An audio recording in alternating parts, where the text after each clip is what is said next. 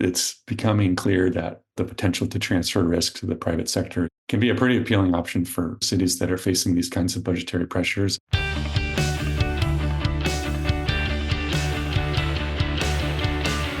I am Reese Tisdall, and this is Future Water, which we talk about all the ways which companies, utilities, and people are addressing the challenges and opportunities in water. This is episode 91, and I know it's going to be a good one. That's because I'm joined today by Bluefield Senior Analyst Charlie Seuss to discuss some of his recent analysis of what we call collaborative delivery and its growing impact on water, wastewater infrastructure build-out in the U.S. An interesting topic that happens behind the scenes, but why are we doing this? Well, because public sector water, wastewater infrastructure, project owners, engineering, design firms, contractors, they're all honestly grappling with cost overruns, scheduling delays, sometimes contractual disputes that are slowing the execution and delivery of critical infrastructure. This is happening amidst significant demand for infrastructure, whether it be rehabilitation, replacement, or just new build. So, quite honestly, we don't have the money, the time, or the resources for any slowdowns, truth be told. So these factors have created, I think, what we would call a swell of new policies at the state level and project experiences that are designed and are accelerating what is commonly known as collaborative or alternative project delivery. The methods include everything from design build, aggressive design build, construction manager at risk approaches, as well as public-private partnerships. So they are kind of challenging the traditional dynamic, or maybe is it a new paradigm for infrastructure build-out? We are seeing this happening in other sectors such as transportation. So Charlie Seuss, my colleague, is closely watching what's happening in water, wastewater. So in truth be told, for some time now, clients, particularly engineering firms and contractors, they've been asking about the growing and potential role of collaborative delivery.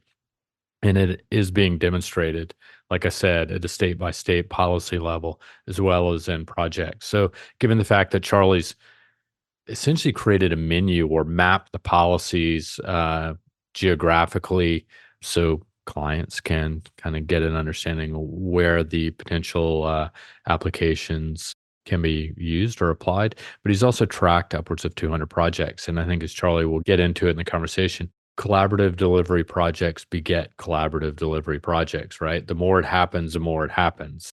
Sounds a bit like Yogi Berra, but we thought it'd be interesting to share some of the results and some of the analysis with you, because feedback has been really positive. And like I said, a number of different clients have been looking at this. So it'll be interesting to see how this shakes out going forward, but lots of good stuff to talk with Charlie about. So before we do that, thought I'd share some news that caught my attention this past week. So for some reason, this really got me excited. I find this to be interesting, but the Panama Canal has avoided, I think, the worst of a shipping crunch that's threatened up in the global economy.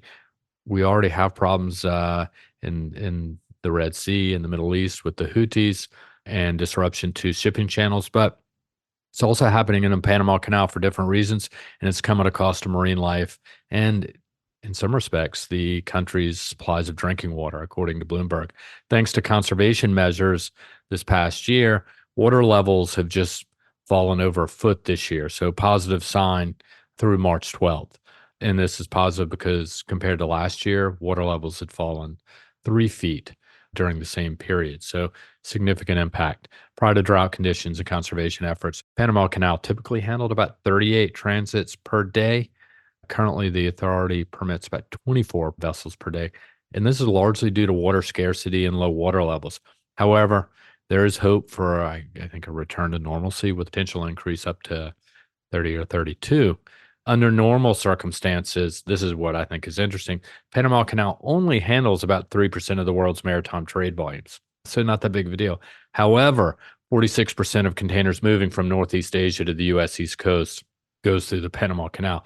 That's really where the rub is. So bottlenecks in the canal can ripple through the global economy. We're already seeing disruptions. So any climate-related impacts on the Panama Canal, which probably was not really thought about when it was built, I'm certain of that, are creating a bit of a problem that we're all going to pay for one way or another. But why at Bluefield do we care? Well, Part of this is related to salinity levels in Lake Gatun, which is a crucial potable water resource for Panama. In fact, it is its largest. Salinity levels have been steadily rising. I think, according to Bloomberg, the salinity levels have reached about 0.35 parts per thousand 4 years ago after inauguration of the new locks. And really, the level is now nearing its previous peak, which poses a significant threat to freshwater quality for it's really not the canal, but also drinking water supplies.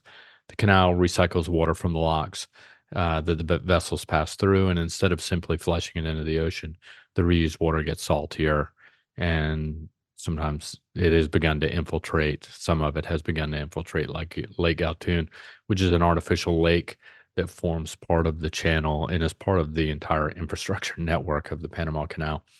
And like I said, Lake Gatun is the country's largest potable water supply.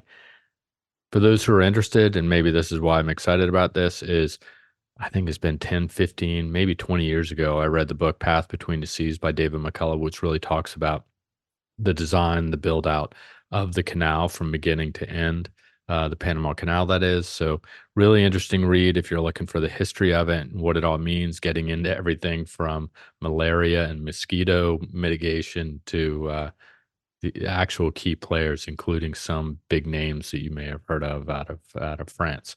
Um, but that being said, really interesting. I thought I'd share that, and I think the takeaway is, we look at climate, we look at drought, we look at rainfall, and the implications are broader and bigger than we often think about. So it's not just, drought impacting households and water supplies to people. It also impacts, you know, broader country potable drinking water supplies. In this case, it's impacting businesses and, quite honestly, potentially, or is already to some extent, impacting the global economy. So this should lead to more advanced treatment technologies in Panama, because if there are high salinity levels in the lake, and it's going to have to be treated with things like RO and other solutions, as well as potentially building out even more reservoirs in the country, which will take some time. So that being said, thought it was a good, interesting article that I got into this week, and thought I'd share that with you. But really, the point of this discussion is to bring in Charlie Seuss and talk about collaborative delivery. So let's get to Charlie. All right. So I'm joined here by Charlie Seuss. Charlie, how goes it? Doing well. Yeah. Thanks for having me. So right before we started recording, I was not complaining. I was just saying that it was hot in my office because the sun is starting to sort of bear down on this aquarium. Not so much where you are, it sounds like. No, but we're starting to, plan out summer research and webcasts. So, warm days are coming up soon. Nice. All right. And I know you're not a big football fan, but and the Bears. So you should be excited about that. I'll follow the team for you. All right. Well, with that being said, get the sports out of the way. All right. So, Charlie, as I was talking about in the intro, you've been doing some recent analysis on collaborative delivery, alternative delivery. But let's start with sort of the basics, right? I mean, when I say collaborative delivery to people, their eyes may glaze over. But you've dug into this in great detail. So give us a definition, or why don't you walk us through what is collaborative delivery and how you've defined it in some recent research you put together? Yeah. So I guess first to take a step back, in the traditional design build approach to project delivery, the owner is contracting separately with an engineer for the design and then the contractor for the construction traditionally. This is pretty much a universally accepted approach, but it's also susceptible to project cost overruns and scheduling delays, as well as even contractual disputes that ultimately can kind of slow execution and delivery of these critical infrastructure projects. So some of these frustrations with the traditional approach have led to the emergence of different collaborative or alternative delivery methods, all of which kind of aim to address these challenges and are driven by more early staged collaboration and owner risk mitigation. So our research focuses on four core delivery methods, being aggressive design build, construction manager at risk, as well as public-private partnerships. Now, there are some others, that are being used, and the definitions can certainly get a little bit, fuzzy depending on, the particular project and the scope. But, what is clear is that, as we see increased policy adoption and applications of these different collaborative delivery methods, this is creating new opportunities for engineering and construction firms. Yeah, I mean, I think, truth be told, there have been a number of companies that have come to us asking about it. And it sounds like, well, I know it's the case because they've been asking about it. A lot of it is driven on the policy front, right? State by state, whether certain methods are even allowed or enabled. So, what are the main drivers of the interest and maybe even the policy changes for collaborative delivery? Yeah, I think that's definitely, an interesting question. There are probably two key drivers that I would want to highlight, and maybe a few more to a lesser extent. But first and foremost, it's where we're seeing legislative momentum. There have been strong lobbying efforts by different industry leaders that have helped move legislation forward in recent years, and that's kind of set the stage for this broad shift in state policies. And then on the other hand, certain states have been slower to adopt and, or expand legislation that authorizes, whether it's progressive design build or P3s for water and wastewater infrastructure.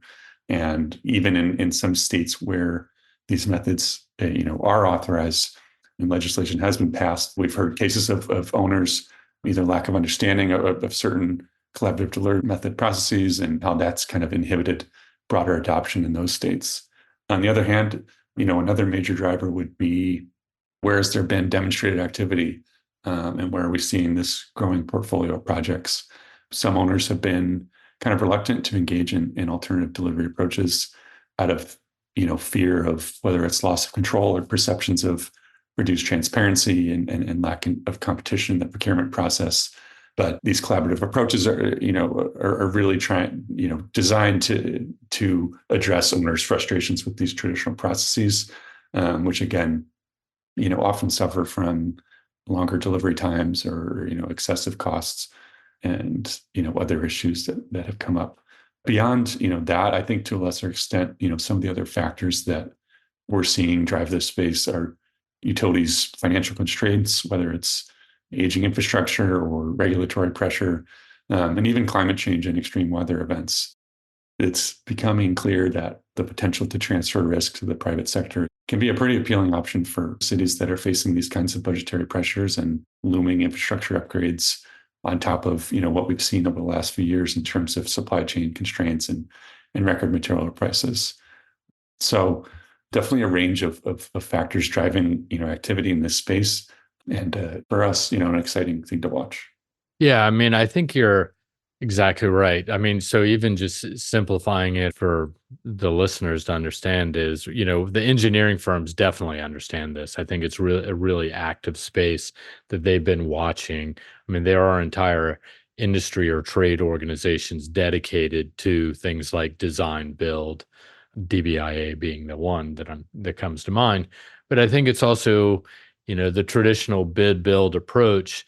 You're dealing with a number of players, and there, steps or milestones along the way that are slowing things down that have sort of created some friction in the process and an opportunity for others to present these methods as options to speed things up, like reduce the number of players, transfer some of the risk away from the project or system owner to those that are actually doing it. So I think it's really interesting. And like you said, you know, part of it is lobbying efforts, part of it is collaborative delivery projects beget collaborative delivery projects. That's sort of the way the world works. The more educated people are, the more they understand what's happening and what their options are. And if these are some of the options, then they're more likely to use them. So you've looked at legislation across 50 states, or all 50 states and then some. What are some of the trends you've seen as far as which states have authorized the delivery methods, and are they all the same or do they vary? Yeah, so it's been interesting looking at different state statutes for different delivery methods across the U.S. In terms of design build, to start with that, after first gaining traction in the transportation sector in the 90s and 2000s, design build projects are now widely embraced in the water sector. More than 24 states have authorized or amended design build legislation for water in just the past 10 years. And that has brought the total to 43 states and counting. On the other hand, for progressive design build, when you compare that to transportation, it's clear that legislative authorities have been far slower to adopt that for water and wastewater infrastructure. As of the beginning of this year, there were just 12 states that have authorized progressive design build for water and wastewater projects, with a handful of other states either kind of lacking clarity around their respective policies, and particularly as they pertain to water infrastructure. They're often, again, transportation's kind of been one of the leading sectors for that delivery method. And then, on top of that, there have been at least 30 states who have enacted the legislation authorizing CMAR for water projects, where we've also seen some, clusters in the Northeast and Midwest, which have, lagged a little bit in terms of authorizing CMAR. But again, there's been this kind of shift in policy and growing lobbying efforts. So we are seeing increased number of bills each year that are impacting these kinds of legislation. Yeah, I mean, truth be told, I think I said that before, but this is not sexy stuff. What is interesting though is that you've basically put together a menu state by state. What are the different, legislated options within the various states? And I know a number of clients have been really excited about that because it is a lot to track, it is a lot to follow and keep up with. And that oftentimes is a precursor to project activity. And you've also collected a number of projects as well to sort of get an idea of what's happening. But one thing that stands out, at least within the group of the four, are public-private partnerships. So what is the story about P3s or PPPs, as they are often termed? We see when we started Bluefield Research a decade ago, we're doing a lot of work looking at P3s around the world, quite honestly, whether it be in Europe or Latin America or the Middle East and so on. Whereas the US has always been a bit of a hole when you look at the global map. What's the story with P3s in the US? Yeah, I mean, P3s still are pretty few and far in between in the U.S. water sector. But we have seen different factors, whether it's inflation, climate change, or mounting investment needs that have prompted certain cities like Fort Lauderdale, Florida, or San Antonio to kind of turn to private financing and some of these progressive delivery methods to mitigate risk or rising costs. But again, pretty few and far in between in terms of number of projects and legislative authorization. And then even in the states that have authorized P3s, for water specifically, certain cities' reluctance to really leverage the private sector financing is kind of highlighted the inherent challenges to this method.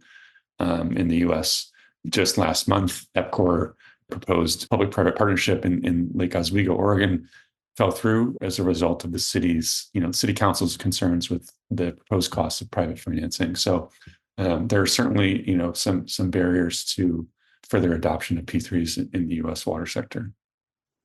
Yeah, it feels like everybody's got a strong opinion about P3s in the water sector. There are obviously, the sponsors, those that are pushing it, and there are not a lot of experiences in the US, but they, in some cases, haven't had great experiences in certain cities. And so oftentimes they are proposed to larger cities and they say no. I think one of the challenges is also it is a lack of understanding of what they are, a lack of a sponsor internally, but also the terms are long, right? They're not, 5 years. It's not 10 in many cases. They can go out as far as 50 years. So it feels, I think, city councils and or, I guess politicians feel somewhat trapped if they do sign into it. And there's a lot of convincing that has to happen. So it's interesting to see that because they've been so successful in other parts of the world. And there are, a number of companies. This is, whether it be Suez or Veolia or Sauer or, the French companies, and then a number of the Spanish firms. There are a number of them in Europe as well as around the world that have been active. using them. It just hasn't really taken hold in the US. But you've also been tracking project data. Are there any insights that you've gleaned from the projects that we've been able to gather in the various states? Yeah, so to date, we've compiled this growing list of about 200 collaborative delivery projects across 32 or so states, the vast majority of which are design build followed by progressive design build. When we think about geographic trends, it's really a handful of states that are paving the way for collaborative delivery legislation and project activity. So that's from what we've observed, largely driven by water stress in southwestern states and growing treatment needs in the southeast. More than half of all active projects in this data set are located in the Sun Belt states. So California, Texas, Florida, Colorado, and Georgia. And most of these projects are mainly serving medium to large cities and metropolitan areas. And then in terms of the companies we're seeing, there's again a growing list of at least 120 or so companies with demonstrated activity in this space. And among those, there's this group of about 18 firms who are really leading the charge with average contracts ranging from 15 million to over 350 million on average. So a lot of activity in this space every day. There's something coming through our inbox regarding progressive design build or collaborative delivery, whatever it may be. So definitely an interesting space that we're looking forward to continue tracking. Yeah, and I think as you mentioned earlier, transportation is ahead of the water sector in the application of some of these methods. And so we've seen that really take off. Water is definitely lagging behind as far as project activity. You've collected about 200 or so projects. We know that there are more out there. We know that the dollar value is probably bigger than what we've seen, and partly it's a fragmented landscape. There are a number of players, but also it's growing, right? I think, at the early stages of a market, you can usually spot the projects, but the more activity there is, I think we've even seen estimates as much as 40% of the market is served by some form of collaborative delivery. That might be a bit aggressive as far as total, but it's not an insignificant share at this point. And so it'll be interesting to sort of see if the market accelerates. And like you said, the financial pressures on a lot of these cities and projects are greater and greater, whether it be financial, whether it be climate, maybe it's both.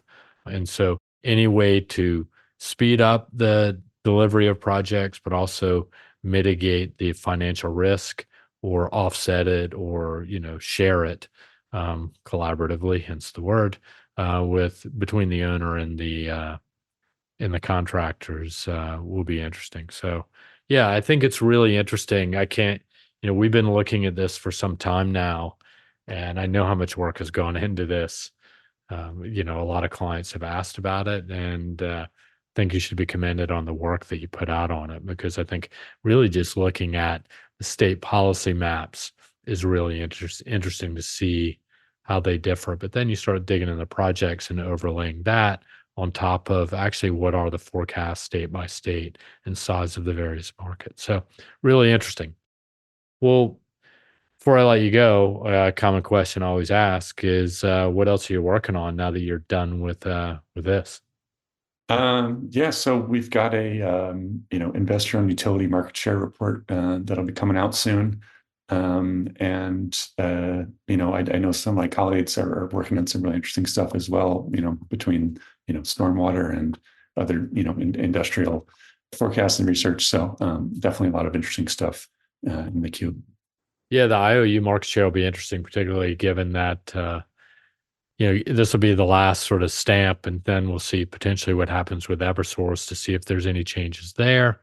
And then we'll move on to other things like you said, stormwater and other interesting stuff when it comes to the municipal water sector. So, Charlie, thanks a million for jumping on a warm, sunny day here in Boston, but at least in my office, which feels like a fish tank. But for you, not so much. So, thanks a million for jumping on. I appreciate it. Yeah, thanks, Reese. All right, take care. All right, there you have it. That's super helpful to hear from Charlie about what's going on. Like I said, it ain't the sexiest subject, but I can tell you a lot of people and companies have been interested in this as we try to address and tackle the growing water wastewater infrastructure challenge in the U.S. But before we sign off, if you're in Boston or Barcelona, got a meeting with someone tomorrow in Boston who's in town, and we're actually going out to dinner. So if you're in Boston or Barcelona, let us know. We'd enjoy the opportunity for a meeting.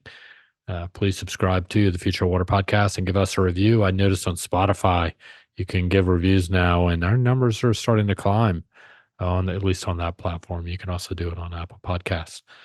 Send us a note to waterexperts@bluefieldresearch.com with any topic ideas you'd like us to discuss. We're doing this for you. Lastly, tell a friend about it. I'll leave it at that. This podcast and these water industry insights have been brought to you by the one and only Bluefield Research. To learn more about us, visit us at bluefieldresearch.com. Till we talk again, be well, be safe, and take care.